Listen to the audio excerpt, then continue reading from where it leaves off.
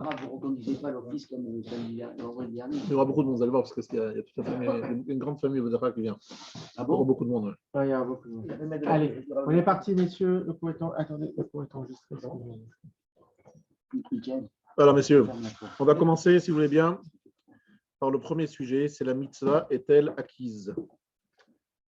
Alors, il y a Aaron. Je viens de commencer. D'accord, on précise. Ah oui, c'est effectivement la refouach shlema et rapide de Romi Rachel Chana Batliat, Chana Batsada, Chaya Batrose, Efael Sassi Arnold Ben Ida Fortune, Shlomo Ben Chana. Tous refouach shlema Bekaron Omesh. L'Haftara est achetée, l'Haftara de Yona, vous savez tous, l'Haftara de Yona de Yom Kippour est une mitzvah recherchée. Et dans cette synagogue, ils avaient l'habitude de la vendre à Shacharit. À Shacharit, ils vendaient déjà la Haftara de l'après-midi. Et Aaron fait toujours tous les efforts pour acheter la Haftara de Yona. Et cette année, il a fait monter les enchères à 3 800 € pour acquérir la mitzvah de la lecture de la Haftara de Yona. Malheureusement, Aaron s'est assoupi et il a raté le moment de l'Haftara. Et donc, les Gabaïm, la synagogue a décidé de l'offrir au Rav. Aaron, qui l'avait acheté, n'était pas présent. Il ne voulait pas attendre son arrivée. Ils ont dit, on va le donner au Rav de la synagogue. Et donc, à la fin de Kippour, ils disent à Aaron, écoute Aaron, tu payes quand même. C'est-à-dire, tu n'as pas lu, mais tu payes quand même, parce qu'en fait, on te l'a vendu. Tu l'as acheté, donc ça veut dire que quelqu'un d'autre ne l'a pas acheté, d'accord? C'est ça qu'il faut comprendre. Et on l'a offert au Rav, parce que voilà, on ne savait pas trop à qui donner. Donc, on l'a donné au Rav, mais donc tu payes 3 800 €.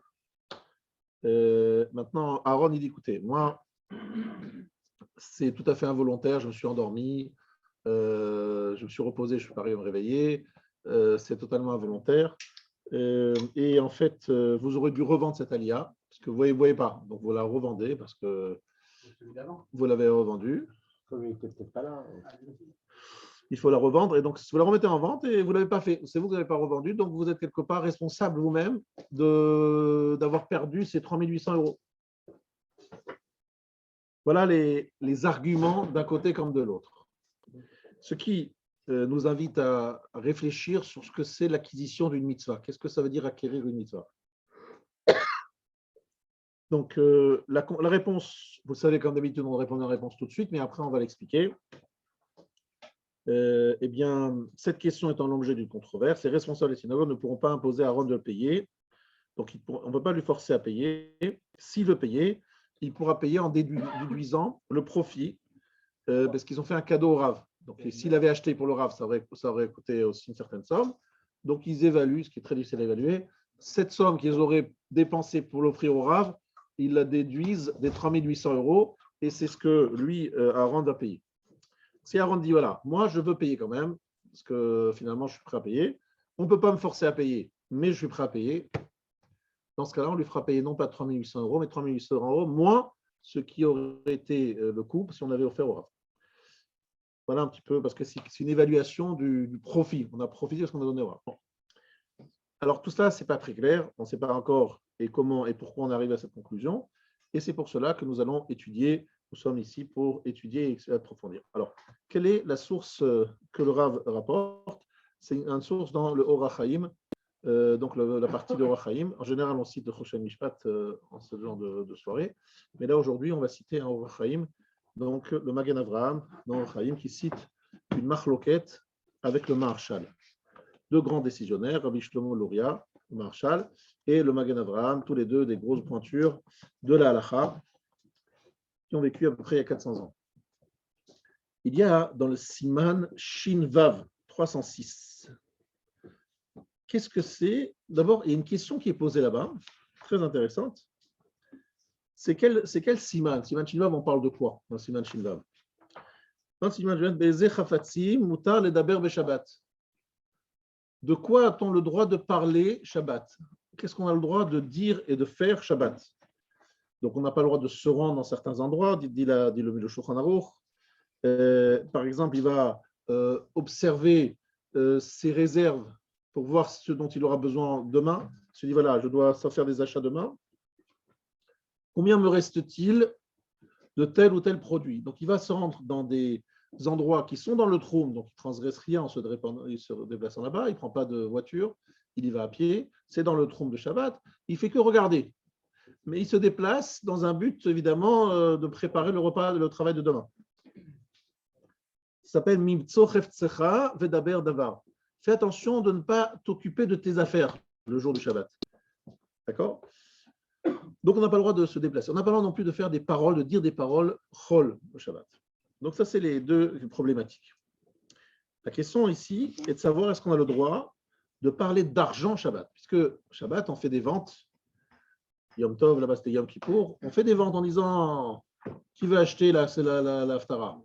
Les gens disent tant et tant d'euros. Alors, c'est vrai que c'est très, très pratique pour la synagogue parce que ça permet de faire des rentrées. Mais est-ce que c'est autorisé de parler de ce genre de choses le Shabbat? Alors, ça, c'est une première question. Bon, vous voyez que c'est Minag Leakel, dit le Rama, Minag Leakel d'Amutar Lifsok Tzedaka. Le jour du Shabbat, on a le droit de trancher de la Tzedaka, c'est-à-dire de décider je donnerai tant et tant d'argent à la Tzedaka parce que c'est une mitzvah. En clair, c'est une mitzvah, ça ne s'appelle pas Cheftsecha, mais ce n'est pas des affaires. Ce n'est pas des affaires, c'est une mitzvah. Oui, mais alors quelle est la question qui se pose? C'est de savoir quelle est la valeur juridique de quelqu'un qui dit j'achète la Haftara de Yona. Ça dépend pas. Qu'est-ce que ça veut dire en fait, juridiquement parlant? Dans quelle case vous mettez cette déclaration? Vient le Maharshal, je l'ai devant moi dans le Magen, rapporté par le Magen Avraham, il dit donc il dit comme ça, Nirel imlo shenomar she'en shayach mekar mimkar bidvar mitzvah ki im bechefetz hanikna. Dit le Magen Avraham, on ne peut pas parler d'acquisition. Il n'y a pas d'objet acquis. Mais alors c'est quoi? C'est quoi dit le Jem Shlomo? En fait, c'est tout simplement un vœu. D'accord? המחובר בעיניי, כמו שנהגו חסידי אוסטרייך וחסידים d'Autriche, לכל מה שהוציא בפיו ליתן, נותן לצדקה. D'accord? Donc il s'agit en fait des engagements qui sont des engagements de l'ordre d'un vœu. Je fais le vœu de donner 3 800 euros. La condition de donner ce vœu, dans quelles conditions je fais ce vœu et je vais le réaliser, c'est de lire la Haftara. Donc, c'est un vœu avec condition. Nidre tzedaka.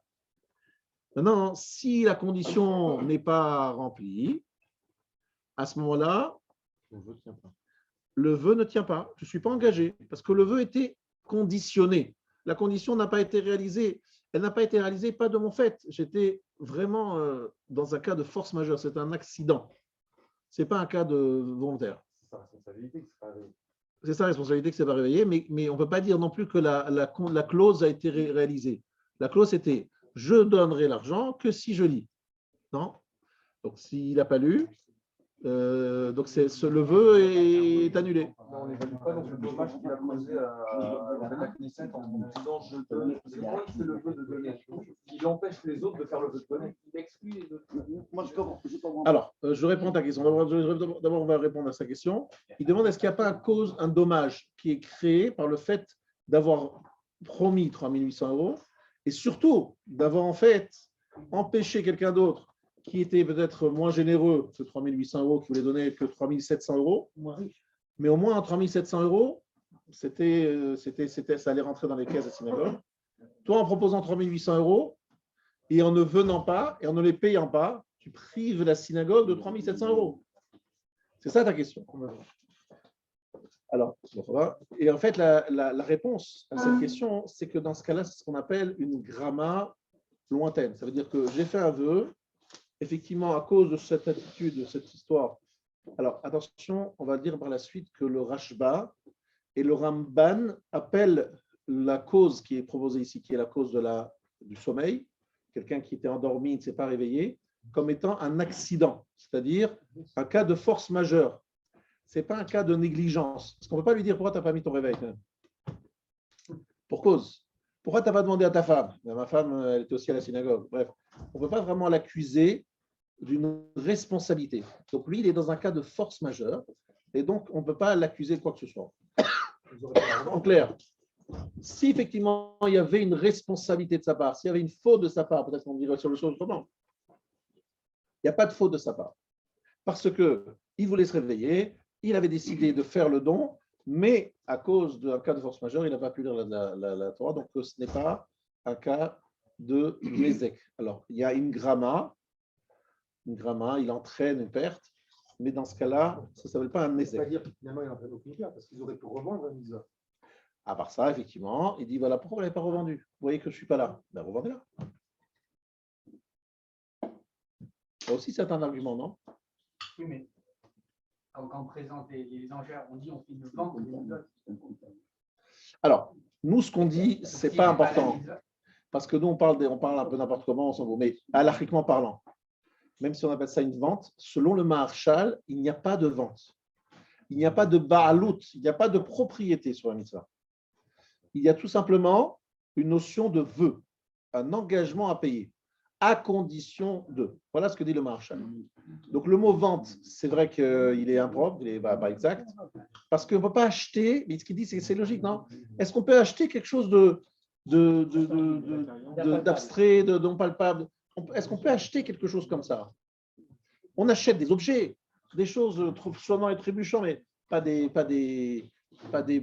paroles, une haftara, ça s'achète.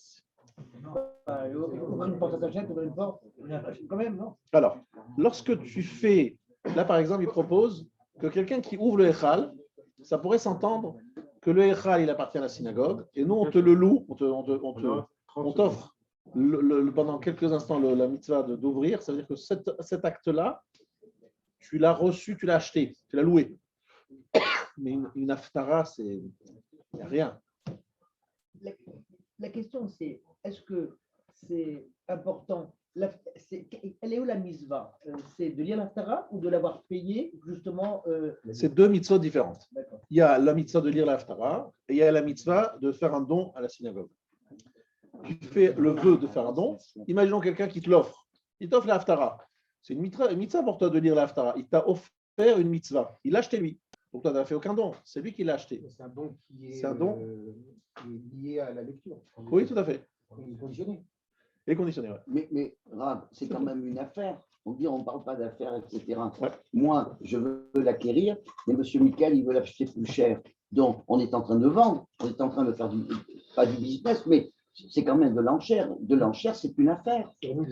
Alors c'est Non. une. Non, c'est parce que je veux acquérir. Alors, Mais je veux l'acquérir c'est un trompe-l'œil, à travers une mitzvah. Alors, effectivement, j'entends cet argument. Cet argument, Non, monsieur. il est effectivement repris par le Magen Avraham, qui dit qu'il s'agit vraiment d'un achat, Voilà. d'une acquisition, et que à ce titre-là, parce que c'est une acquisition, et donc ça donne des droits, ça donne une ba'alout, une sorte de propriété. J'en fais ce que j'en veux après. Maintenant, la question, comment est-ce qu'on a le droit de faire un achat Shabbat? C'est strictement interdit de faire des affaires Shabbat, de faire un achat et une vente pendant le Shabbat. C'est assaut, pourquoi c'est assaut? Parce que chez Maïrtov, de peur qu'on vienne à écrire, on n'a pas le droit de faire des achats et même pas le droit de faire un cadeau pendant Shabbat et Yom Tov, sauf si le cadeau est nécessaire pour le Shabbat et Yom Tov. Vous pouvez offrir une bouteille de vin ou bien un gâteau qui va être mangé pendant Shabbat, ou bien si on fait un kinyan, un maas et kinyan avant. Mais on n'a pas le droit de faire. Pourquoi? Parce que c'est massa ou matan, c'est-à-dire un échange de biens. Pourquoi Shema Yirtov, de peur qu'il vienne à écrire. Donc ici, pourquoi est-ce qu'on aurait le droit de faire un achat? Si vous dites que c'est un achat, donc on n'aurait pas le droit de le faire Shabbat. Réponse, c'est un achat pour la mitzvah. Donc quand un achat est pour une mitzvah, ça serait autorisé selon le Magen Avraham. Le Maharsha lui dit non, c'est pas vrai. Un achat, c'est interdit, strictement interdit. Mais ce n'est pas un achat, c'est une promesse, c'est un vœu, c'est un engagement verbal à condition. Voilà, c'est deux approches. Je pense que les deux s'entendent.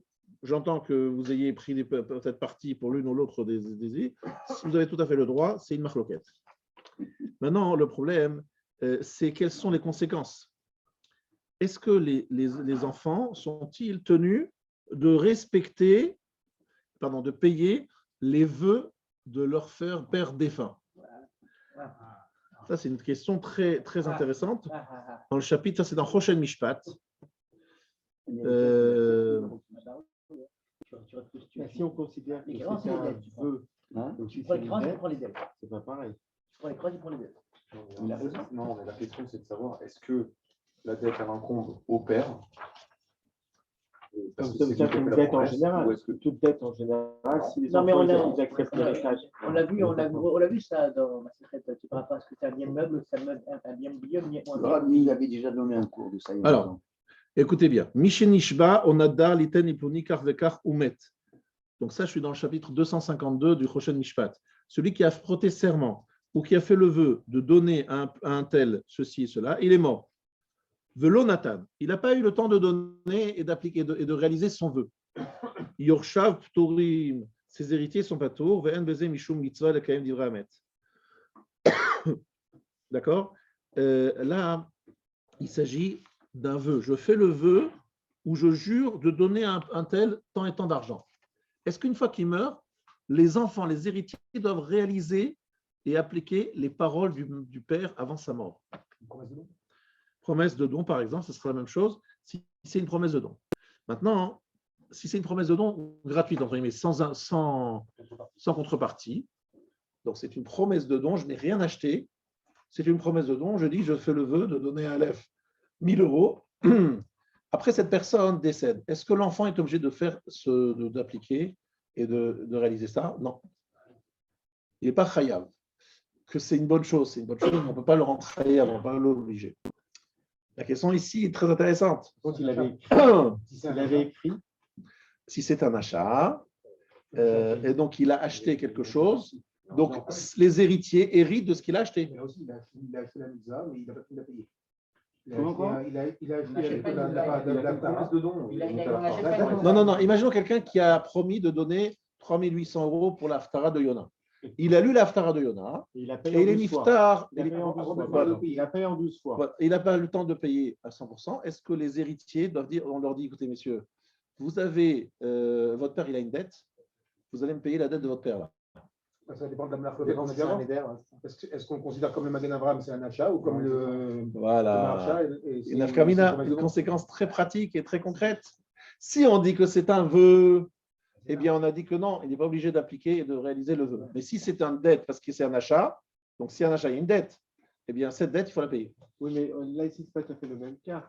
Là, ici, il l'a lu, donc il a eu la prestation, Voilà. on va dire. Voilà. Mais là, imaginons imaginons, Razu Shalom, il était mort entre Sharit et Mitra. Non, mais le jour de Kippour. Alors, s'il est mort pendant sa sieste, par exemple, de Kippour, et donc il n'a pas pu lire parce qu'il est mort. Alors, dans ce cas-là, si. Léonès, les gars. C'est à 4 force majeure un peu, je crois. Je crois que vraiment, on est d'accord, c'est à 4 force majeure. Il n'a pas lu, il est mort. Non, ses enfants, mais par contre, il a acheté. C'est ça, là. C'est une achat ou une promesse. Et en plus, Il s'est endormi et qu'il n'a pas lu.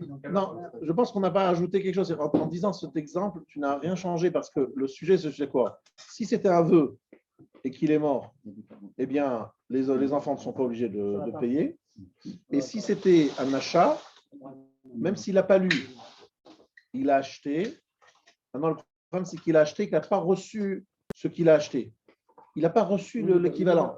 Donc, il peut dire, écoutez, les enfants vont dire, écoutez, pourquoi vous voulez qu'on paye alors que notre père, il n'a pas été livré, entre guillemets. Si quelqu'un il a acheté une marchandise, il n'a pas été livré, tu dis, il faut la payer. Hein. Mais de quoi? Je n'ai pas été livré. Non, mais dans le cas qui avait été donné, c'est qu'il l'a lu, il a commencé à payer et il est mort parce qu'il avait un paiement. Voilà. Nous, on a parlé d'un cas où il a lu. Donc, s'il a lu, il a reçu la livraison, entre guillemets, de ce qu'il a acheté. Donc, c'est plus un Et vœu, après, donc c'est une dette qu'il a, parce qu'il a reçu quelque chose, il faut qu'il paye. Ah, donc son vœu, c'est transformé en dette. Non, je répète, il y a deux approches. Il y a le Maharshal qui dit que c'est un vœu et le Magen Avraham qui dit que c'est un achat. Donc, c'est deux approches. D'accord, mais maintenant, une fois qu'il a réalisé qu'il a eu finalement l'Haftara. tu raisonnes le même cas. C'est toujours la même chose. C'est un vœu ou bien si c'est une dette. D'accord, mais si le vœu. Ah, d'accord. Donc, si le vœu, il a été. Même s'il a lu, ça reste toujours un vœu. Ah, voilà, d'accord. D'après celui qui pense. D'accord. Ça ne change pas. Voilà. Donc, à Botaï, vous avez ici la question, elle est très claire. Et donc, la question maintenant, qu'est-ce qu'on fait? Alors, il y a une marloquette. Alors, vous êtes gentil, mais on fait quoi dans une marloquette? Ben, on fait quoi? C'est cool. Non, il y a des règles. Il y a des règles à vos tailles. Vous arrivez au Beddin et on vous dit vous allez payer, monsieur. Monsieur, il faut payer. Il faut payer vous n'avez pas lu, vous êtes endormi, vous n'avez pas lu la Haftarah de Yonah. Vous payez les 3800 euros. Et lui dit non, moi je ne veux pas payer. Mais pourquoi vous ne voulez pas payer? Ben, moi, je considère que c'est un vœu. Moi, je pense comme le Marshal. Et nous lui dira, tout d'un coup, vous êtes monsieur devenu un Talmid Chacham, vous connaissez le Marshal, et vous dites, oui, vous pensez comme le Marshal. Qui vous êtes pour prendre position comme le Marshal? Avez-vous des preuves? Amenez-moi des rayot. Vous dites, je suis comme le Marshal. Vous êtes comme le Marshal, monsieur. Tout d'un coup, vous êtes Marshal, et puis Magan Avraham dit, oui, ça m'intéresse d'être Marshal, parce que dans ce cas-là, en étant comme le Marshal, je ne paye pas. Alors on dit, monsieur, alors c'est quoi? C'est chacun fait son vie. Elle va dire, attention. Amotsi, Mechavero, ala vareaya. Celui qui veut faire sortir de l'argent de son prochain, c'est à lui d'amener des preuves. Prouvez-moi que le Marshal, il a tort. Prouvez-moi que c'est le Magan Avraham qui a raison. Ah, ça, on ne peut pas prouver parce que c'est une marloquette extraordinaire, magnifique, entre des grands chachamim. Donc, personne ne peut lui prouver que c'est lui qui doit payer. Donc, si personne ne peut lui prouver, eh bien, on lui dit, monsieur, dans le doute, vous gardez votre argent. Tant qu'on n'a pas de preuves, on ne peut pas vous le sortir. On vous dit, ah oui, le Magan Avraham. Mais moi, je ne pense pas que le Magan Avraham, il a tort. Voilà. C'est le Marshal qui a raison. En clair, dans le Choshen Mishpat, on apprend quelque chose de très intéressant qui ne se trouve pas dans Orach Chaim et dans Yoredea. Dans Yoredea, si vous avez une marloquette entre le Marshal et un autre rat, par exemple, souvent Marshal, Rama ou Shulchan Aruch, vous ne pouvez pas dire, bon, alors il y a un doute, je suis le plus sympathique. Vous dites, monsieur, vous êtes gentil, mais attention, s'il y a une erreur et que ce n'est pas cachère, qu'est-ce que vous allez me dire après? Vous allez me dire, vous devez suivre des règles, c'est-à-dire, est-ce que d'habitude on est possèque, vous êtes Sfarad, Ashkenaz? Est-ce que les Sfaradim ont l'habitude d'être possèques comme ça ou autrement? Vous pouvez pas commencer à dire, non, je deviens comme ci, je deviens comme ça, je vous commence à dire. Tout d'un coup, vous devenez Ashkenaz et vous devenez Sfarad. Non, il y a dans ce cas-là, donc, alors que dans le Choshen Mishpat, il peut y avoir des situations où, comme il n'y a pas vraiment Sfarad Ashkenaz, là, ça ne rentre pas en ligne de compte, Sfarad Ashkenaz ici, il n'y a pas de différence. Les deux étaient Ashkenaz, je vous rappelle, Marshal et le Magan Avraham étaient tous les deux Ashkenaz, et de toutes les manières, ce n'est pas une question d'Ashkenaz Farad ici. Donc, il y a absolument le droit de dire, écoutez, je ne vois pas pourquoi je prendrais l'avis de qui est en ma défaveur, et vous voulez me sortir, c'est vous qui voulez me sortir de l'argent, donnez-moi une preuve. Donc, lui, il n'est pas obligé de payer. Mais maintenant, quelqu'un va lui dire à l'oreille à monsieur Aaron, vous ne voulez pas payer 3800 euros? Dites-vous que peut-être après 120 ans, on vous dira que c'était en fait le Magan Avraham qui avait raison, et vous, vos 3800 euros, vous allez les prendre dans la tête, mais pas sous la forme d'un rabbin qui va dire, ce sera le Guinam. On va vous prendre une petite broche et on va vous faire griller à petit feu sur le 3800 euros, 3800 degrés sur le truc, pour les 3800 euros. Ou un Gilgoul qui reviendra lui prendre. Voilà, vous prenez un Gilgoul. Est-ce que vous préférez, en clair, est-ce qu'on peut lui dire à Aaron, écoute, ne prends pas ce risque peut-être d'avoir des notes là-haut? C'est vrai, tout d'un coup, tu deviens un chassé du marshal. Et alors, si tu fais tout ce que le marshal dit à partir d'aujourd'hui, ça peut encore s'entendre, mais ne choisis pas les gens qui t'intéressent. Alors, le Aaron, il va dire, bon, écoutez, c'est vrai, vous avez raison, je préfère payer, je n'ai pas envie d'avoir ça sur la conscience. Alors, combien il doit payer s'il a envie de payer? On ne peut pas le forcer, mais s'il veut payer, pas tout, non, pas tout. Pourquoi? Parce qu'il dit, finalement, vous en avez quand même fait quelque chose de cette Haftarah. Vous l'avez donné au Rav. Donc, le Rav, il a une Akaratatov, il va vous être reconnaissant. Cette reconnaissance, et ce le fait d'avoir donné au Rav, vous l'aurez payé, vous l'aurez dû la vendre de nouveau pour l'offrir au Rav. Donc, vous avez gagné quelque chose. Donc, il faut me faire une ristourne sur les 3800 euros. Et je suis, alors là, blanc comme neige. Même d'après le Marshal, même d'après le Magan Avraham, je serai blanc comme neige parce que j'aurais payé en enlevant. C'est là, je comprends. Je répète, si c'est un méca, si c'est un achat, on est en train de dire que c'est un achat. Si c'est un achat, on réfléchit comme un achat. Il a acheté, il s'est endormi, il n'a pas fait, il le doit. Non, pas du tout. Il n'a pas reçu. Tu vois, par rapport à la chose.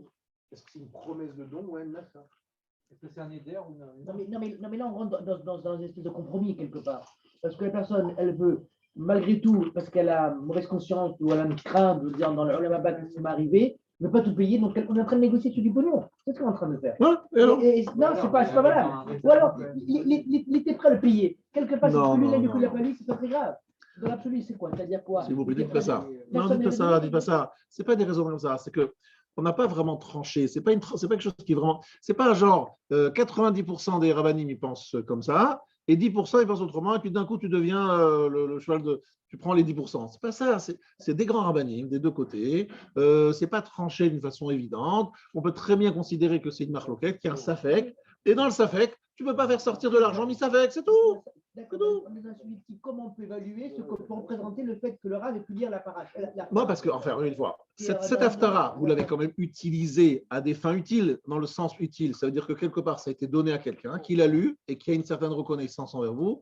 Et donc, ça a une valeur, ça. Tu ne peux pas dire que tu n'as rien pris. Tu as pris quelque chose. Les 3 800 € ne sont plus dus. Il y a un ristourne. Comment l'évaluer? Moi, je leur souhaite bonne chance. Comment on va évaluer ça? C'est compliqué. Hein, moi, je ne sais pas. Heureusement, c'est pas moi que je juge. Son argument est juste. Et pourquoi vous n'avez pas revendu? Il n'y avait pas le temps, il n'y avait pas. Alors, mais c'est vrai que lui dit pourquoi vous ne l'avez pas revendu? Voilà. Pourquoi vous ne l'avez pas revendu? Pourquoi vous ne l'avez pas revendu? Pour quelle raison? Alors, pour quelle raison? Moi, je ne suis pas censé répondre. Ils n'ont pas de réponse véritable. Ça, c'est vrai la question. Pourquoi vous ne l'avez pas revendu? Vous voyez que je ne suis pas là. Revendez-la. Alors, encore une fois, ils peuvent dire, nous, on pensait à chaque instant que tu allais peut-être venir. On t'a dit, oui, mais lorsque arrive l'heure de monter, là, le moment, il n'y a plus. Ils pourraient à ce moment-là commencer à le vendre. Ils auraient pu le vendre. Donc, quelque part, ils font aussi fautif de ne pas avoir vendu. Il a vendu à la personne qui était en dessous. Pardon? À la personne. Moi, je vous dis ce qu'ils vont répondre. Ils vont dire pourquoi on ne l'a pas vendu? Parce que tout simplement, on pensait que tu allais bien payer 3 800 €.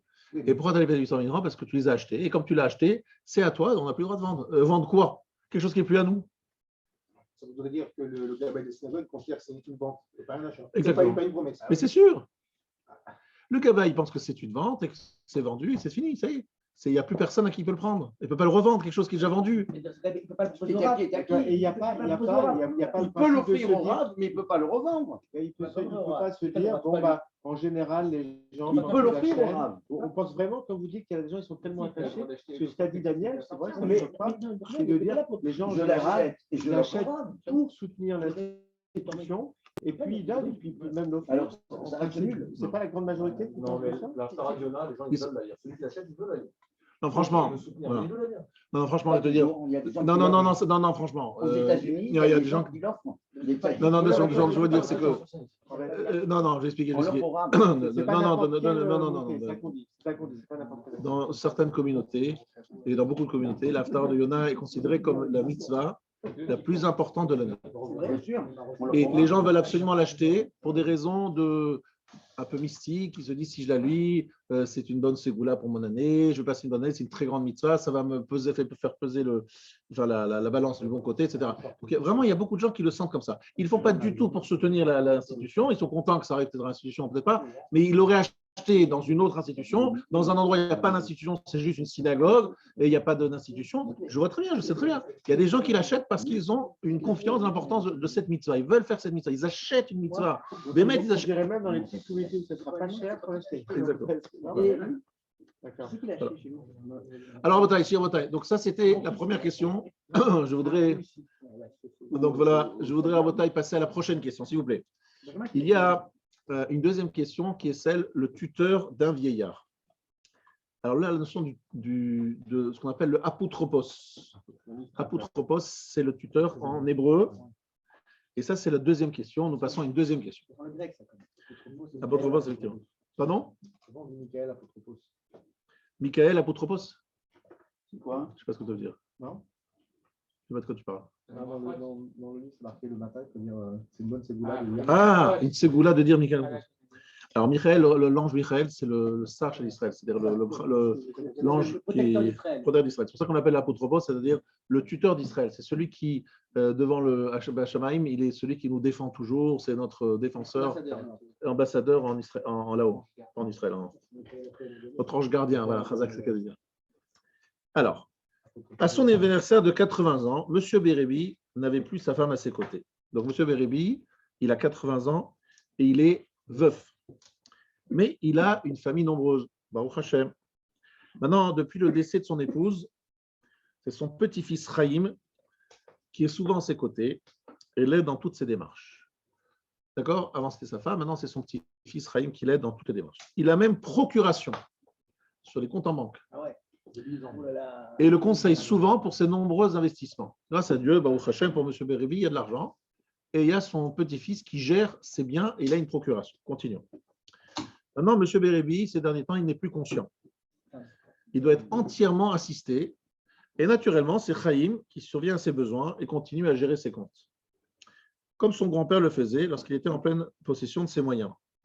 C'est qu'en fait, lorsqu'il avait son grand-père qui était en vie, c'était toujours Chaim qui, avec son grand-père, prenait des décisions sur des investissements. Ses oncles ne voient pas cette situation d'un bon œil. Voilà. Maintenant, le problème, c'est les oncles qui ne trouvent pas ça bien. Ils voudraient qu'il arrête sans délai les généreux dons au yeshivot. Alors, il faut savoir que ce monsieur Beribi était un donateur et il était un généreux donateur. Donc, lui, il continue, Chaim, à faire des dons alors que son grand-père n'est plus aujourd'hui en situation de prendre des décisions. Mais il se dit, papy faisait ça tout le temps, je continue à faire ce qu'il faisait. Donc, il continue à faire ça. Donc, déjà, ça déplaît aux oncles, aux frères de M. Beribi. Et en plus, il dit, il faut arrêter. Il lui demande, il y a aussi des aides financières à certains membres de la famille. Il y a des gens de la famille qui bénéficient des largesses du grand-père, encore aujourd'hui, grâce à Chaim, le petit-fils, qui aide sa famille. Et ensuite, il fait aussi des investissements en bourse. Et là, ils lui disent, stop les investissements en bourse, stop les dons aux yeshivot, et stop l'aide à la famille. Stop, ça y est, fini. Bref, tu n'as plus le pouvoir, d'accord, de décision, parce que le grand-père est en vie, mais il ne peut pas prendre de décision. Donc toi, tu peux prendre de décision. En deux mots, tu n'as pas le statut du tuteur qui pourrait. Alors, c'est ça le problème. Tu es un tuteur, mais est-ce que tu as le droit de prendre ce genre de décision? C'est ça la question qui va être posée. Est-ce qu'il a le droit de faire ce qu'il veut avec cet argent? Ce qu'il veut sûrement pas. Hein. Si suit la volonté du grand-père. Alors attention, le problème c'est que le grand-père il n'a plus de volonté là. Maintenant il est complètement out. Voilà, voilà, il se dit voilà, mon grand-père il a toujours donné de la tzedaka, ben, je continue parce que sans doute s'il était en forme, il aurait continué. Très bien, a priori c'est logique. L'investissement en bourse, il ne peut pas savoir ce que son grand-père aurait fait comme investissement, mais il peut aussi savoir que par exemple le grand-père il aime bien investir dans les banques ou dans les énergies. Il dit ben, je vais continuer puisqu'il aimait ça. Alors là on peut lui dire écoute, là tu prends des risques. Tu prends des risques, tu n'as pas le droit de prendre des risques tant qu'il n'est pas vivant, enfin en tout cas en pleine possession de ses moyens pour décider si oui ou non ça vaut la peine d'investir dans les banques. Moi, comment était formalisé le rôle de Chaim? Alors, il a reçu. Alors très bien, c'est une bonne question. C'était en fait, il avait reçu, je te dis, un pouvoir. Il avait reçu donc la procuration. N'oubliez pas ce point très important. Procuration de son grand-père, d'accord? Est-ce que Chaim ne peut avancer comme un argument que du vivant du grand-père? Il n'est pas mort. Il n'est pas mort. Non, mais on parle à l'époque où le grand-père était encore valide, aucun des fils des autres fils d'oncles ne se faisait manifester pour prendre sa place à lui. Ça les arrangeait bien quelque part que le neveu soit tuteur et gère tout. Et peu importe, il avait la bonne procuration question sur les comptes. Donc, conscient ou pas conscient, avec une procuration sur un compte, fais ce que tu veux.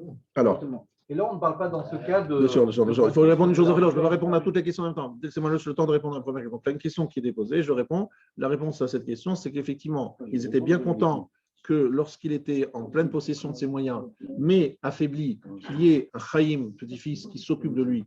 C'est vrai, ça les rend du service. Mais le problème ici, c'est de savoir est-ce qu'il peut donner à Chaim l'autorisation d'aller jusqu'à prendre des décisions à la place du grand-père. C'est que le grand-père avait besoin d'une main, d'une aide, c'est une chose. Ça, c'est un service. Là, il s'agit de devenir un décisionnaire. Donc, eux, ils étaient d'accord de le voir prendre, entre guillemets, certaines places pour aider le grand-père, mais ils n'étaient pas d'accord, ils ne sont pas d'accord pour le voir prendre des décisions. Alors, tu me dis, oui, mais ça les arrangeait bien avant de... Oui, d'accord, ça les arrangeait bien, c'est sûr, c'est vrai, merci beaucoup, Chaim, Shkoyer, grand mitzvah, magnifique, mais ce n'est pas pour ça qu'on est obligé de te donner un blanc-seing et te dire, vas-y, tu continues à faire ce que tu veux, comme tu veux, et tu as le droit. Non, tu n'es pas seul, Chaim. Mais on n'en est pas là. Le grand-père avait toute sa tête et il avait chargé son petit-fils de gérer ses biens en accord avec le grand-père. C'est courant. Non, mais on parle après, au deuxième volet, c'est que le petit-fils ne peut pas faire des opérations de bourse étant donné que le grand-père est sénile, si on veut. Et les gens qui veulent plus non plus sur les dons et les... Là, il ne peut pas le faire. Moi, j'ai une question sur la mais il y a une procuration chose par que les vous experts. ignorez en droit juridique que j'ai vécu moi. Quand vous avez quelqu'un qui rentre sur tutelle, je l'ai vécu, le Rabbi le sait, la tutrice fait ce qu'elle veut. Oui, Ce elle qu'elle ne rend pas veut. des comptes. Elle peut vous excusez-moi, messieurs, elle peut vous dépouiller comme elle veut. Mais elle ne doit rendre pas des comptes. Elle ne donne pas de compte. étant donné que le tribunal lui donne tout pouvoir. D'accord, non, mais Et le tribunal donne à la tutrice, elle choisit une personne dans la famille pour donner des droits de vivre uniquement. Ça veut dire qu'un enfant ou un neveu ou une nièce a tant par mois pour manger. Et tout le reste, est moi j'ai juste une question. Est-ce que là, Chaim, il avait juste des droits techniques de dire parce que le grand-père n'avait plus les moyens de faire et donc. C'est technique. Il n'y avait pas de décision. Alors c'est vrai que des fois, Chaim, il proposait à son grand-père des idées et que le grand-père les acceptait ou pas. C'est sûr qu'il y avait des fois des propositions qui venaient de Chaim. Mais Chaim, en fait, il demandait toujours l'avis de son grand-père, et c'est seulement en fonction de l'avis de son grand-père qu'il agissait. Là, maintenant, on est en train de lui donner un nouveau statut, c'est de tuteur, c'est de passer de l'aide d'un bras de logistique à véritablement un tutorat. Et est-ce qu'il a le droit de s'ériger comme un tuteur, alors que finalement, il n'a pas été officiellement nommé par toute la famille? Non, mais il y a une autre chose qui est marquée dans le cas. Chaim affirme qu'il n'a aucun intérêt personnel. Parce qu'on a évidemment. Non, parce que j'avais cru comprendre qu'un tuteur, il ne peut être choisi que s'il n'y a pas de conflit d'intérêt. Si je me trompe ou pas? Peut-être, mais ce que je veux dire, c'est que lui, en tout cas, c'est sûr que lui, il dit qu'il fait tout ça, le Shem Shamaï, mais qu'il s'occupe du mieux pour il peut. Évidemment, toujours. Et les pauvres, ils ne vont pas dire non, je mets plein les poches et taisez-vous, je vais prendre dans la poche. Parce que d'autres définitions du tuteur peut faire ce qu'il veut. Non, mais j'avais compris que dans la. Il a blanc. Non, deux secondes. Ça, c'est le tribunal. Maintenant, étudions ce que dit le Shulchan Aruch, parce que c'est ça qui nous intéresse. Alors, Apotropsim, Osim, Liktanim, c'est dans le chapitre 290 du Shulchan Aruch Choshen Mishpat. Déjà, il faut comprendre comment est-ce qu'un tuteur peut-il être mis en place, puisqu'il y a quand même des règles qui s'appellent Kinyanim, Zechias, de quel droit juridique, comment il a un droit juridique pour agir en lieu. Je parle d'un tuteur en général, je ne parle pas obligatoirement de ce cas-là. Il y a des cas, il y a un digne de tuteur, c'est écrit dans Gittin, Dafnon Bet, qu'il y a un principe de tutorat qui s'appelle Apotropos. Et donc, une fois qu'il a été nommé par le Beddin, quel est exactement son rôle? Parce que c'est quand même bizarre que le Beddin décide, qu'un monsieur. Alors, c'est écrit comme ça. Mi shemet v'niach yorshim ktanim. Donc, celui qui est mort et qui a laissé des héritiers petits en bas âge, ou bien sa femme est enceinte, il a laissé ou bien des enfants petits et grands, Tsarich Morisham, les manot laem apotropos, les héritiers doivent nommer un tuteur, qui doivent prendre des décisions pour les enfants, si les proches ne sont pas occupés de cela, Bedin Chayavim la Amid laem apotropos, c'est le Bedin qui a l'obligation de nommer un tuteur. Chez Bedin ou Avihem Shalitomim, le Bedin est le père des orphelins. D'accord? Vim Siva Mori Sheinaten Chelek. Alors, En Bedin Memani Apotropos, Lo Isha, Velo Eved, Velo Katan, Velo Amaretz. On n'a pas le droit, il y a des gens qui sont exclus d'emblée pour être tuteur, une femme, un esclave, un enfant. Donc la mère ne marche pas. Un Amaretz ou Becheskat. Non, une femme, ça ne marche pas. Donc la mère et l'enfant, la veuve ne fonctionne pas, ça ne marche pas. Exactement. Ensuite, la veuve, je ne sais pas, la veuve, c'est une héritière, c'est autre chose. Non, mais non, c'est pas apotropos. Maintenant, on est en train de parler d'apotropos, ce n'est pas un héritier. Apotropos, c'est quelqu'un qui n'est pas héritier. Apotropos, c'est quelqu'un extérieur qui a été nommé ou par les héritiers, donc les ayants droit, ou par le Bedin. Non, on n'est pas en train de parler de la famille pour l'instant. Bedin Shemino Apotropos, Jamou Alav, Shu Ochel, Veshoté, ou Motsi Otsaot Yoter, Midavar Shu Amud Bo. Écoutez bien jusqu'au bout, il faut attendre jusqu'au bout. Le Bedin qui a installé un apotropos. Et on a entendu qu'il mangeait, qu'il buvait et qu'il dépensait des dépenses yoter midavar shemudo, plus que de raison. Il faut le soupçonner que peut-être qu'il a mis dans sa poche et que ces dépenses tout à fait exceptionnelles qu'il fait là maintenant viennent d'une poche qui n'est pas la sienne. On l'enlève, mais si c'est le père des orphelins qui l'a nommé, on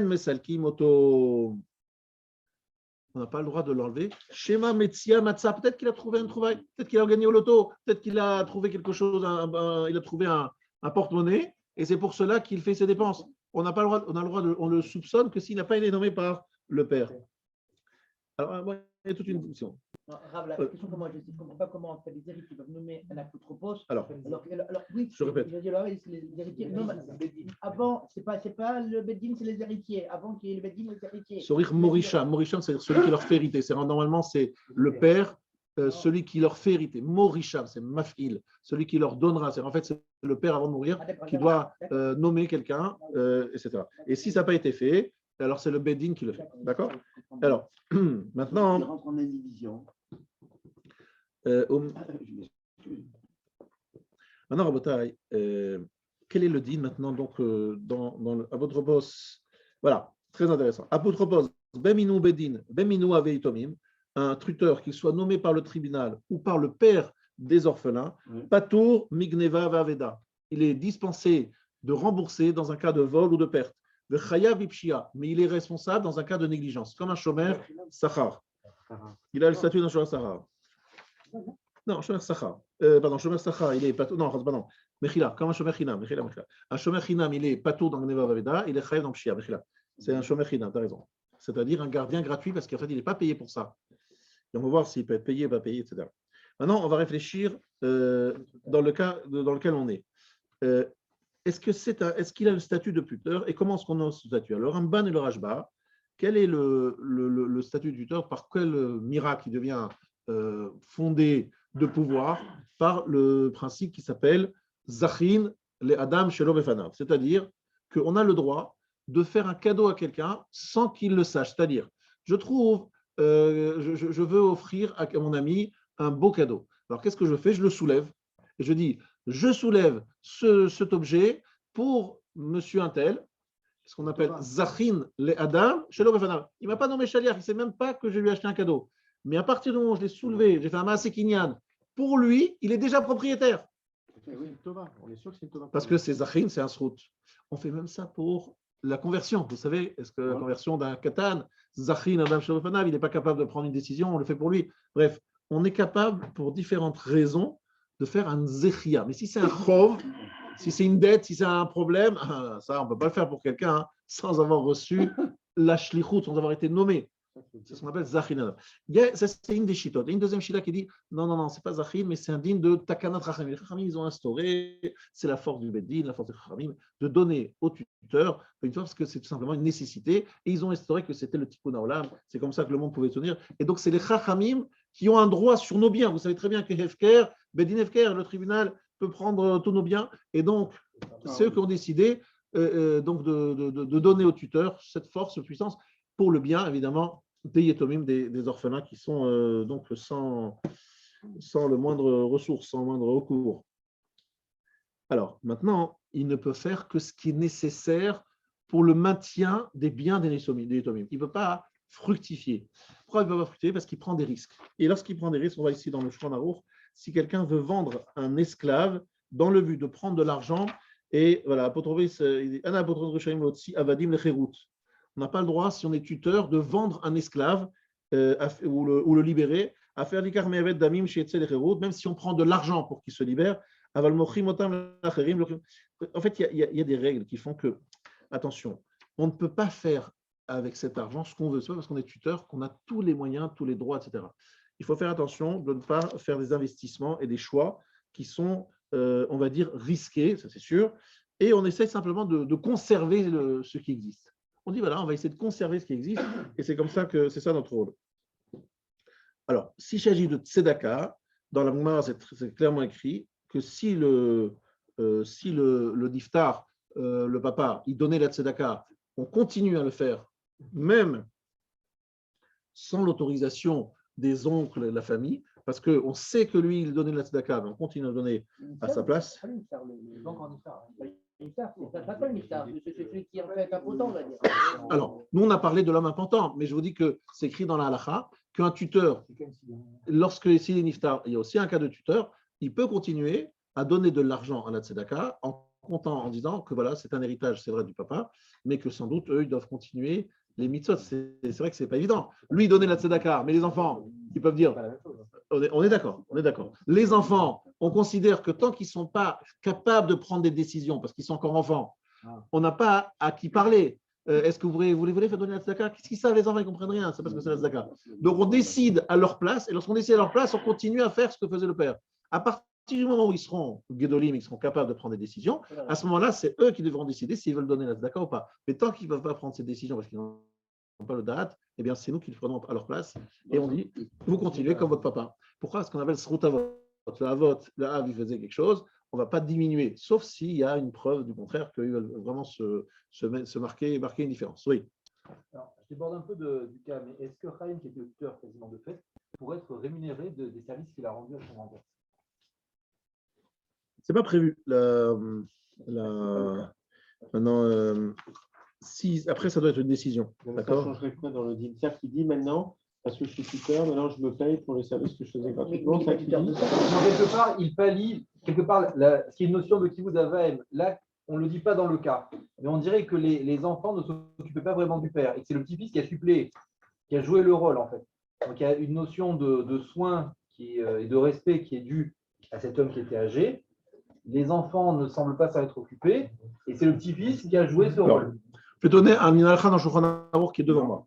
Rachai apotropos lilbosh begadim naim minirsa yetomim. Il a le droit de s'habiller avec des beaux habits achetés à partir des biens des yetomim, des orphelins, le to altam, dans leur intérêt. Que des shiud varam nishmaim. Il sait que s'il va plaider et il va faire des affaires ou des démarches et qu'il est bien habillé, les gens diront ah c'est quelqu'un qui a des moyens.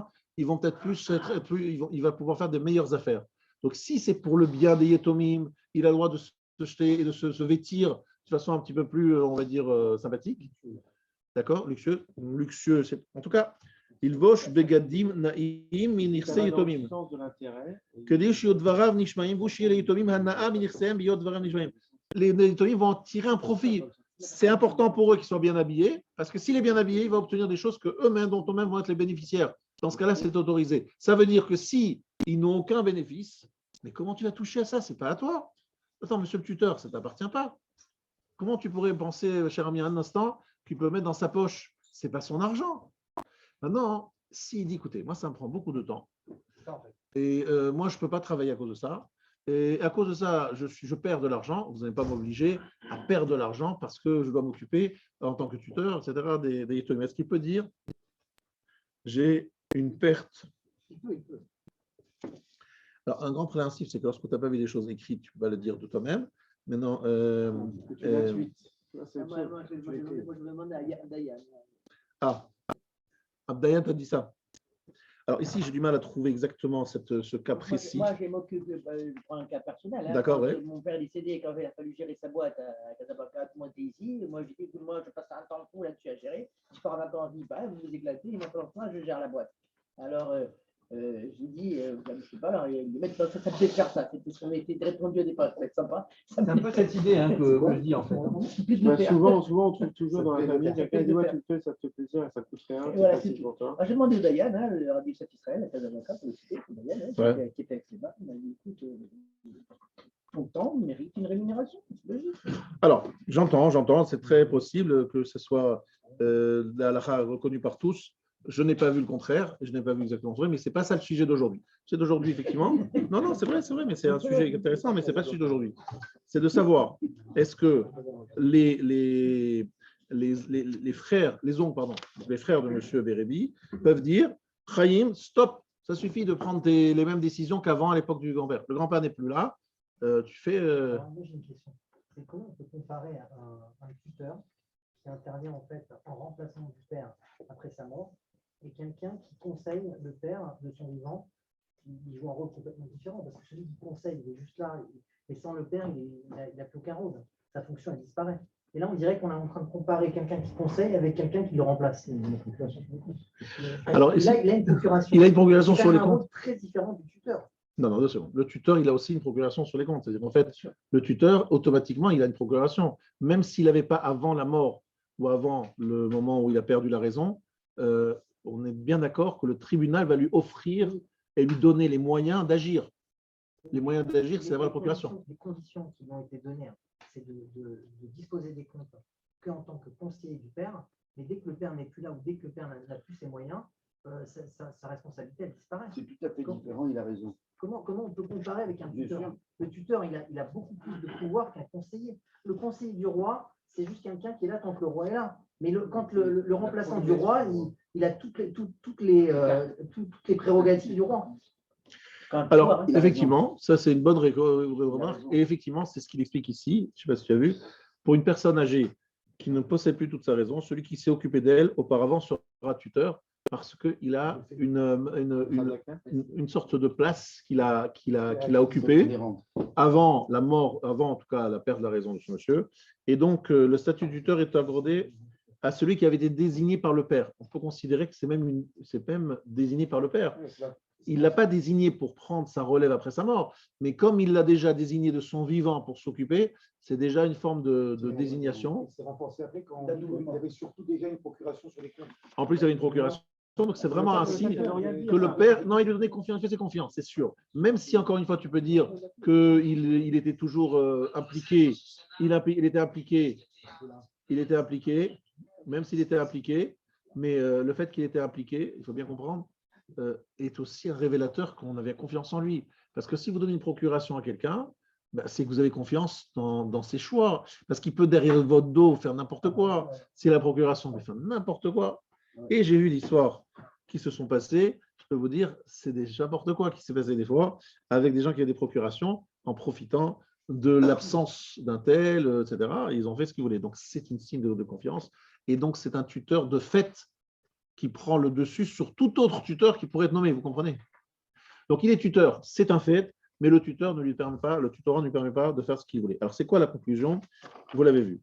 Chaim peut continuer à gérer les comptes de son grand-père et pourvoir à ses dépenses, comme il le faisait. Mais il ne pourra plus investir son argent. D'accord?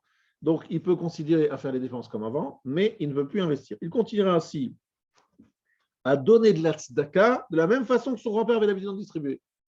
D'accord? Donc, il peut donner la tzedaka comme il avait dit. Donc, on est véritablement dans une situation assez claire. La conclusion, elle est assez facile et compréhensible.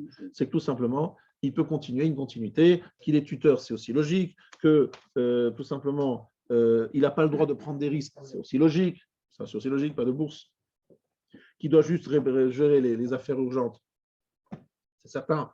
Vous imaginez bien un tuteur qui prendrait des risques et qui perdrait à cause de ces risques de l'argent, après les tomimes en grandissant, ils peuvent lui dire, écoute, tu es bien gentil, hein, tu as pris des décisions, c'était toi qui as pris ces décisions, oui, mais je suis tes tuteurs. Non, un tuteur, il doit juste faire en sorte d'assurer le maintien de l'héritage. Du patrimoine, voilà, c'est tout. Exact. Il n'a pas à prendre des risques, ça c'est pour ses affaires à toi. Tu ne peux pas prendre des risques avec des choses qui ne t'appartiennent pas.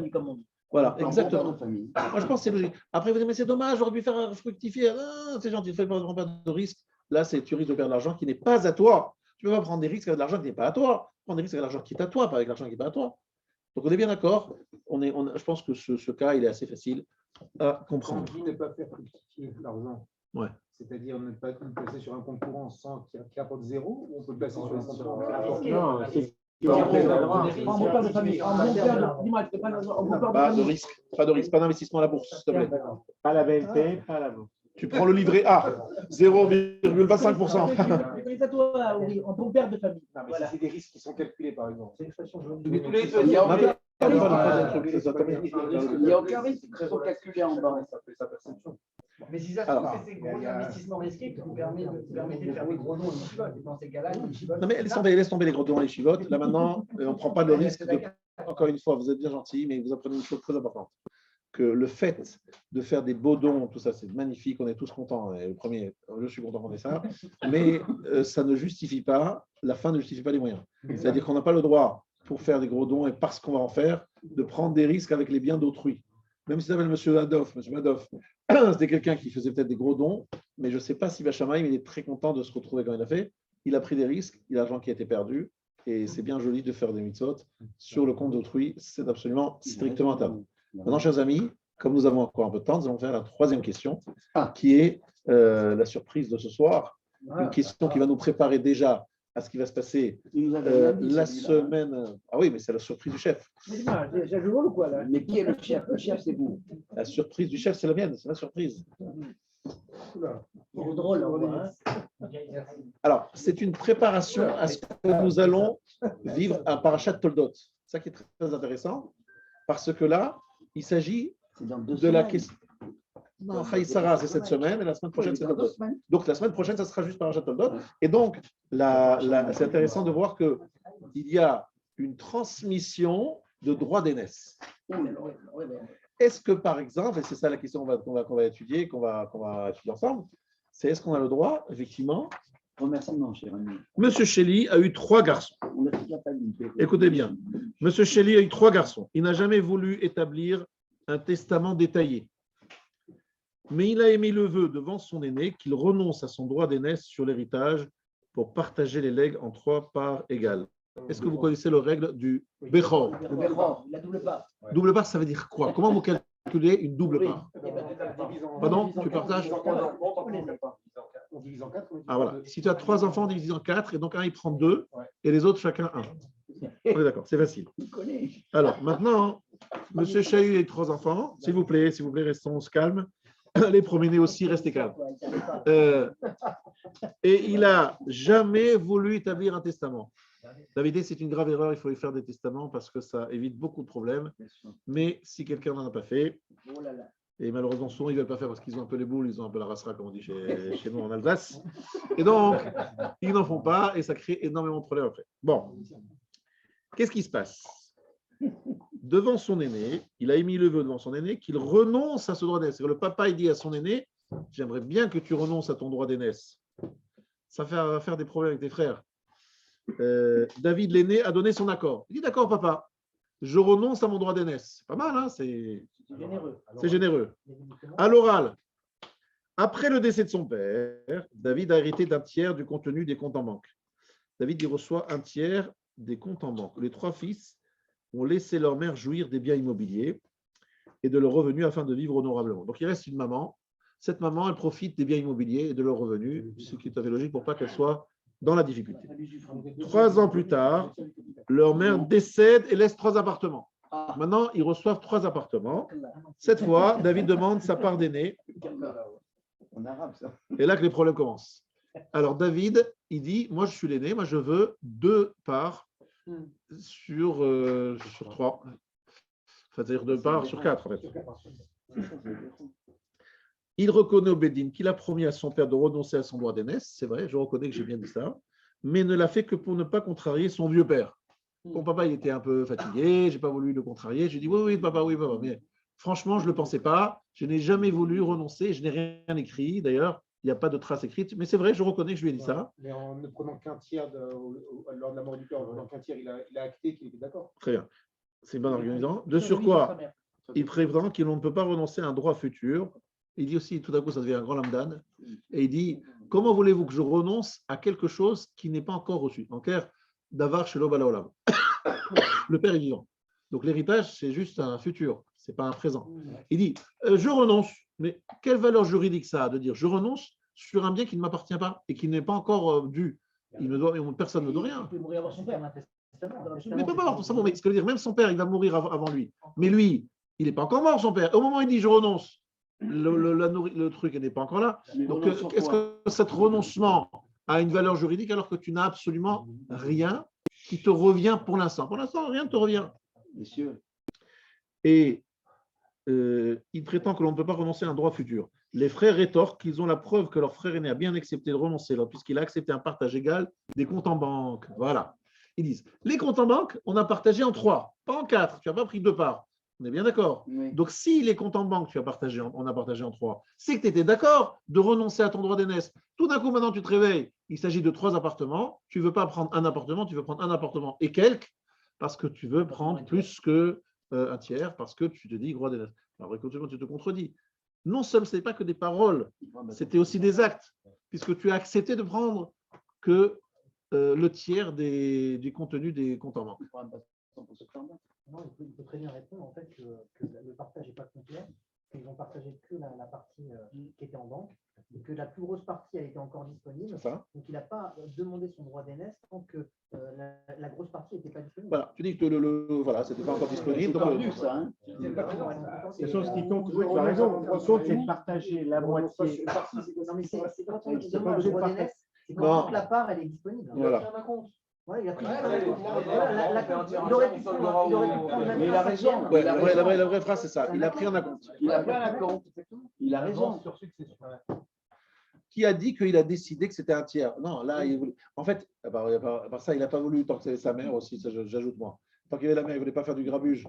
Il se dit, j'ai dit à maman, je ne sais pas quoi. Il ne voulait ni froisser son père, ni froisser sa mère. Maintenant qu'ils sont partis dans un autre monde, même si vous savez qu'ils savent pas mal ce qui se passe sur place, sur Terre, il s'est dit, bon, là au moins, je ne vais pas les contrarier, ce qui n'est pas sûr, et je vais redemander mon dire. Donc, je rappelle, le droit d'aînesse, c'est un passouk dans la Torah. Et il peut dire, messieurs, ce n'est pas moi qui l'ai inventé, ce passouk. Donc, est-ce que vous me forcez à renoncer à quelque chose auquel j'ai droit? Tout ça parce que vous dites, vous avez des preuves, j'ai une phrase, des machins. Quelle valeur juridique ça de dire cette phrase? Ça sort de ma bouche, ça vaut pas plus qu'un contrat. Non, je l'ai dit à mon père. Monsieur, regarde un peu les halachot qui animent.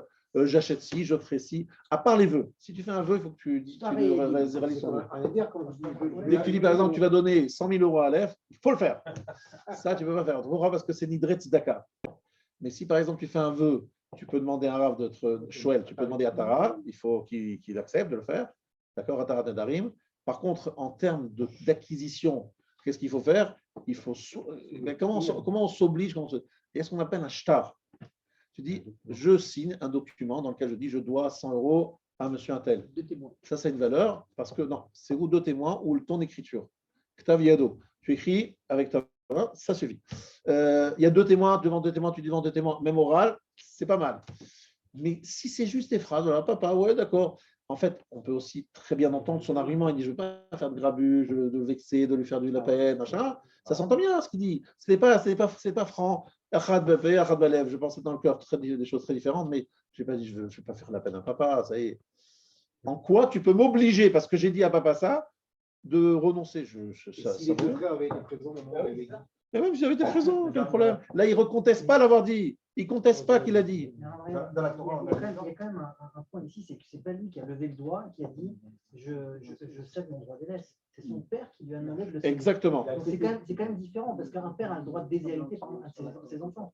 Donc il a aussi le droit de lui enlever le droit d'aînesse. Alors, ce n'est pas ce qu'il lui a fait, parce qu'il lui a dit, c'est une bonne remarque, il a validé. Il a dit. Donc ça veut dire que même si c'est vrai que ce n'est pas écrit, il a émis le vœu, regardez bien les phrases, il a émis le vœu devant son aîné qu'il renonce à son droit d'aînesse. C'est un vœu pieux. Il n'a pas déshérité. Il n'a pas déshérité.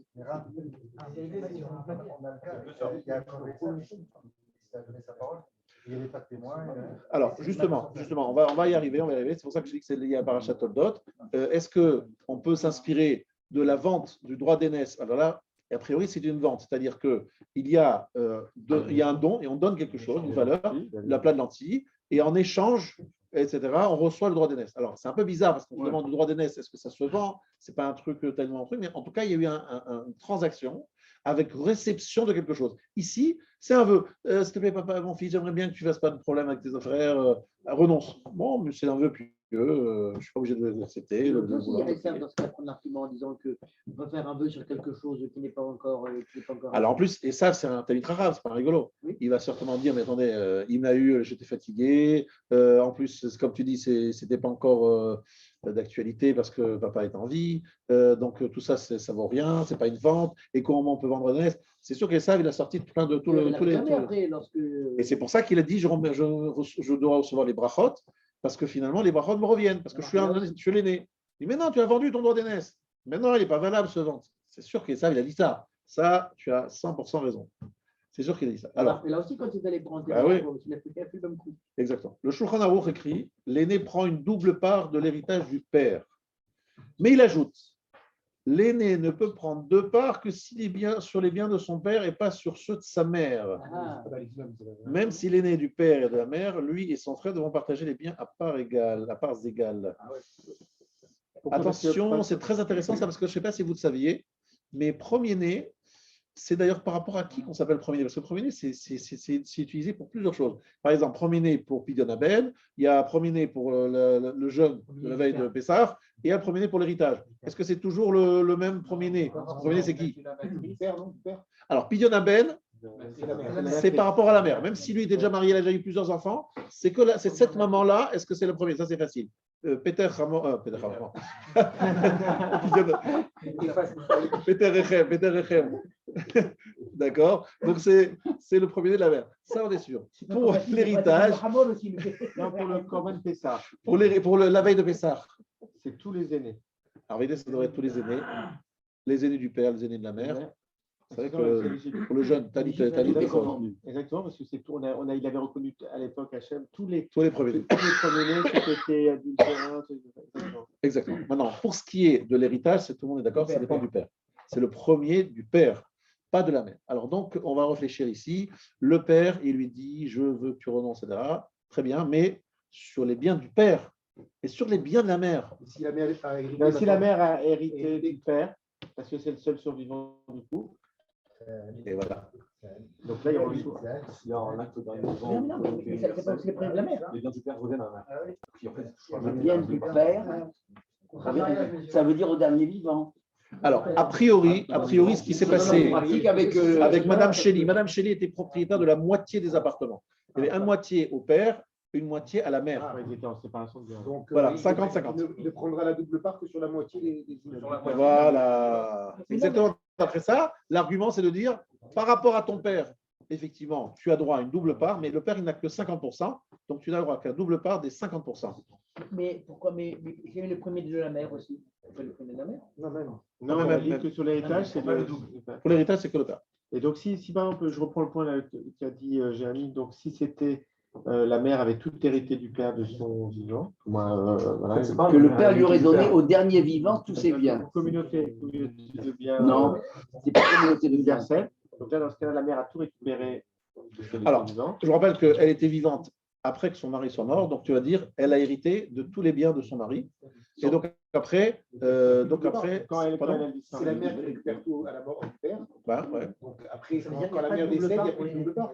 il n'y a plus de double part. Il n'y a pas de double part. Étant donné que le père a donné, le mari a donné à son épouse les biens. C'est ce qu'on vient de dire. C'est ce qu'on vient de dire. Mais si l'épouse. C'est ce qu'on vient de dire. Ça veut dire que si il reste plus que la mère, Ouais. il y a 3 enfants divisé en 3. On divise 3 en 4. Exactement. On donne 2 à Alors, le problème Pas forcément. suivant, c'est qu'en fait, on ne regarde peut-être pas comme toi tu le regardes, c'est-à-dire qu'en fait, on ne considère pas qu'il y a eu un passage au milieu. Lorsqu'ils étaient les deux vivants, ils avaient chacun 50% des appartements.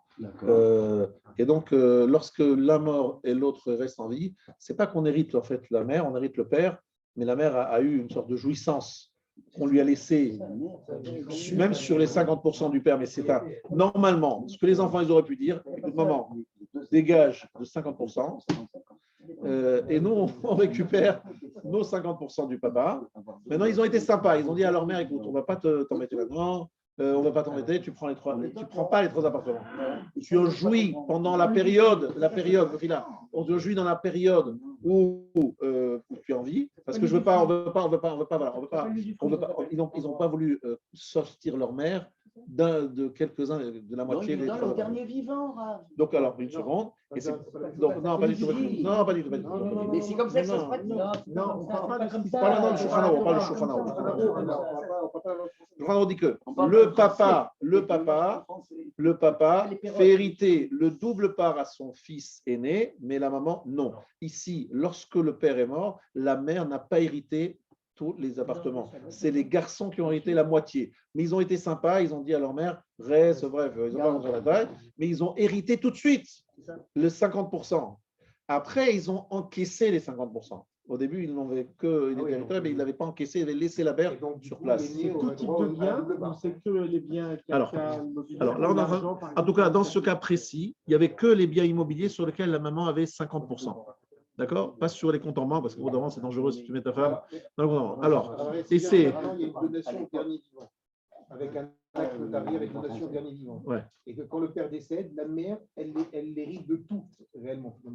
Bon, ce n'est pas le cas ici. Non, c'est pas le cas, mais dans ces cas-là, ça veut dire qu'à la mort de la mère, l'aîné ne récupérera pas les deux parties. C'est transitoire malgré tout. Je ne suis pas sûr, parce que. Manipulation fiscale, Tu demandes à Sarah Reuven-Cohen ce Shabbat, parce que je ne connais pas. Très longtemps, je ne sais pas. Moi, je pense que c'est mais je ne crois pas que ça existe. Je sais pas, tu vérifieras avec lui, il connaît mieux que moi. Tu lui poseras la question directement. Moi, je pense que alors, Les enfants se désistent pour la mère. La mère, elle prend tout l'héritage, l'égalité universelle, et puis après, elle divise en part égale. Dans ces cas-là, il n'y a plus. C'est possible. Je ne sais pas. Très vraiment, je ne sais pas. Monsieur. Le Ksot HaChoshen. Le Ksot HaChoshen. Tseis. Alors, est-ce qu'un homme peut-il renoncer à son droit du vivant du père? C'est ça la question. C'est-à-dire, même si on dit qu'il a renoncé et que ça a une validité, cet renoncement, est-ce que cette validité est possible? Je veux dire, vous avez compris qu'il y a deux problèmes. Le papa est vivant. Et le papa, il dit à son fils, écoute, je voudrais que tu renonces à la double part. Et lui, il dit, oui, papa, je renonce. Est-ce que cet acte, cette parole-là, même si elle est enregistrée, tout ce que tu veux, est-ce qu'elle est valable juridiquement, puisque le papa est encore en vie et que les biens ne sont pas encore rentrés dans son escarcelle? Il dit, je suis prêt à ne renoncer à quelque chose que je n'ai pas encore reçu, qui va revenir, mais qui n'est pas encore reçu. Est-ce que c'est valable? Eh bien, le Ksot HaChoshen nous dit, ça ici nous dit, et qu'il y a un rivache. Alors attention. Le Ksot HaChoshen dit que c'est valable. C'est valable. Maintenant, le rivache, qui est donc un Rishon, lui, le Ksot HaChoshen, c'est un Acharon. Hein. Le rivache, c'est Rabbi Bar Sheshet, Rabbi Yitzhak, je crois. Ça, Bar Sheshet, lui, il dit que, c'est un Ekdolé Rishonim, il dit qu'avant le don de la Torah, les règles étaient différentes.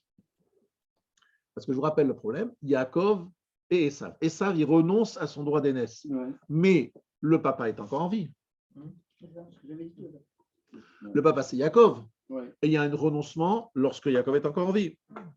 Et donc, c'est pour ça que Yaakov a pu s'approprier le droit d'aînesse de son frère Esav, que donc parce que il est possible de le faire du vivant du père. Voilà. Mais le Netivot, il dit c'est faux. Les Sives, ils ne sont pas d'accord avec ça. Ce sont deux commentateurs du Shulchan Aruch Choshen Mishpat de Gdolei Acharonim. Rabbi Netivot, c'était Rabbi Yaakov d'une ville qui s'appelait Lissa. C'était avec Gdolei Israël, un des plus grands maîtres de la génération, et le Ksot HaChoshen également, Rabbi Ariel Leib à Kohen. Les deux, c'est des grosses pointures. Netivot réfute ces arguments et considère qu'un aîné ne peut pas renoncer à son droit du vivant de son père. Donc, il y a une nachloket, Ktsoïs et Netivot, très importante. Est-ce qu'on renonçait au droit d'aînesse du vivant de son père? C'est ça la question. Et le Rivaji, même si on ne peut pas renoncer, peut-être que les règles étaient différentes avant Matan Torah, et donc c'est pour ça qu'on ne peut pas discuter de cela et dire est-ce que Esav pouvait renoncer à son droit d'aînesse, puisqu'on est avant Matan Torah, on ne peut pas discuter, et ce n'est pas toujours les mêmes règles qu'après. Donc, controverse, s'il y a controverse, vous avez appris ça avec nous tout à l'heure, David ne perd pas ses droits, tenu compte aussi du fait qu'il conteste son renoncement en disant que son accord était seulement pour faire plaisir à son père. Il y a deux arguments. Controverse, donc s'il y a une controverse, dans le doute, on dit à Motsi, Mechavero Alavaraya. Alors ici, c'est la question, qui est l'homme qui veut sortir, pas sortir, quel est le à qui c'est, chez qui c'est tombé? Si l'aîné a deux droits, deux parts, et les autres, ils ont une part, eh ben, c'est les frères qui veulent tirer un sixième de ce qu'ils ont en moins, c'est tout. Parce qu'ils ont un tiers, ils ont un quart. Après ça. Donc il manque un sixième. Donc ils veulent tirer un sixième. Alors, il faut faire un peu vite parce que le temps est écoulé, mais je voudrais arriver à une conclusion. C'est que dans ce cas précis, il ne perd pas ses droits parce qu'il conteste son renoncement en disant que son accord est seulement pour faire plaisir à son père. Donc, il dit déjà, je n'ai pas renoncé. J'ai simplement dit une phrase parce que j'ai voulu calmer papa, mais je n'étais pas du tout dans le renoncement. Et même si je voulais renoncer, il y a une marloquette entre le Ksot et le Netivot, si c'est possible de renoncer. Donc, il y a deux arguments. Donc, si vous voulez bien, vous êtes bien gentil. Je prends mes doubles parts. Maintenant, les comptes bancaires, tu as accepté de prendre un tiers et pas plus. D'accord? Alors, il faut savoir que les comptes bancaires, c'est une dette et non pas un dépôt.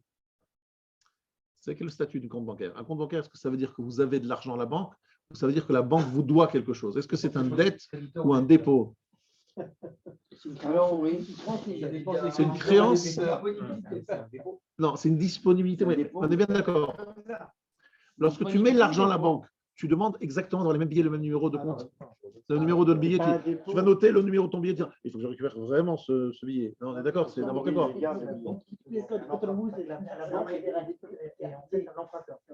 La banque emprunte à celui qui dépose.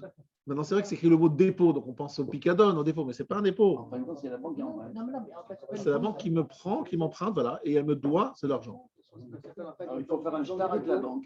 Les banques d'affaires et les banques de dépôt. Ben, on l'avait appelé là-bas, c'est les Comment banques de dépôt. Or, le droit d'aînesse ne s'applique pas sur les emprunts.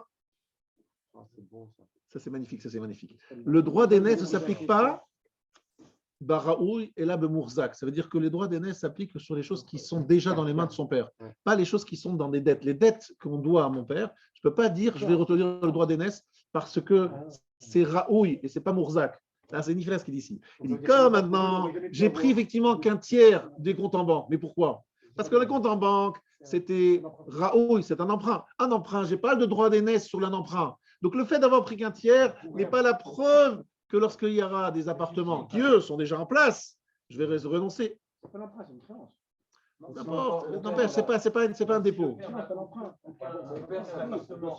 Il peut écouter la banque.